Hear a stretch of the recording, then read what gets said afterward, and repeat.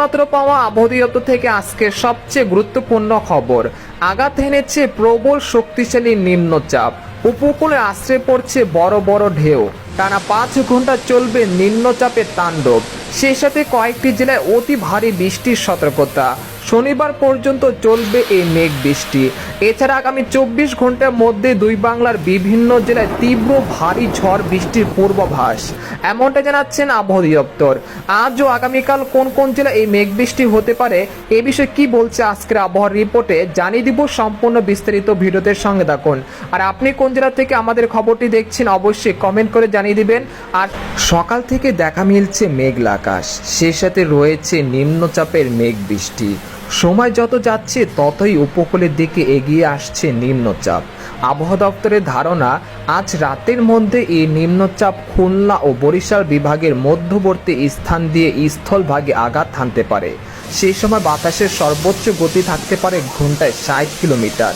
এর প্রভাবে দেশের বিভিন্ন জেলায় আগামী 1 জুন পর্যন্ত ভারী থেকে অতি ভারী ঝড় বৃষ্টির সতর্কতা জারি করছেন আবহাওয়াবিদরা।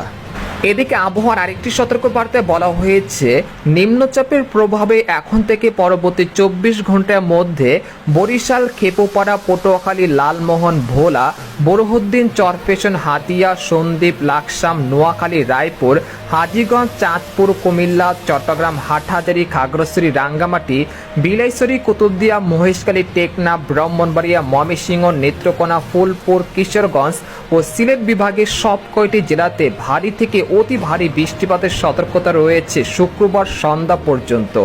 সেই সাথে এই সময় ঢাকা, খুলনা, রাজশাহী ও রংপুর বিভাগের বেশ কয়েকটি জেলাতে মাঝারি থেকে ভারী বৃষ্টিপাতের সম্ভাবনা রয়েছে।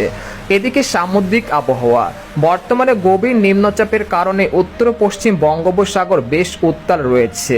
তাই দেশের সকল সমুদ্র বন্দরগুলোকে 3 নম্বর স্থানীয় সতর্ক সংকেত দেখাতে বলা হয়েছে। সেই সাথে উত্তর পশ্চিম বঙ্গোপসাগর ও তৎসংলগ্ন এলাকায় অবস্থানরত নিম্নচাপটি আরও ঘনীভূত হয়ে একই এলাকায় গভীর নিম্নচাপে পরিণত হয়েছে।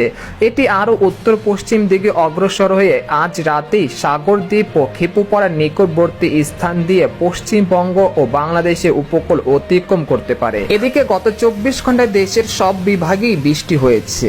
এই সময় দেশের সর্বোচ্চ বৃষ্টিপাত রেকর্ড করা হয়েছে চট্টগ্রামের কক্সবাজারে 165 মিলিমিটার, আর খুলনার কয়রায় 50 মিলিমিটার ও বরিশালে খেপুপাড়ায় 91 মিলিমিটার বৃষ্টিপাত রেকর্ড করা হয়েছে। তবে এই মেঘ বৃষ্টির প্রবণতা 31 মে বিকেল পর্যন্ত চলমান থাকতে পারে।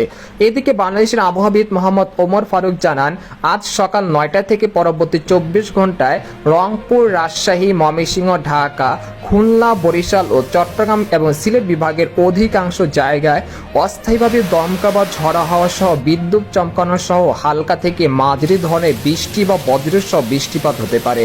সেই সাথে সারা দেশের কোথাও কোথাও মাঝারি ধরনের ভারী থেকে অতি ভারী বর্ষণ হতে পারে।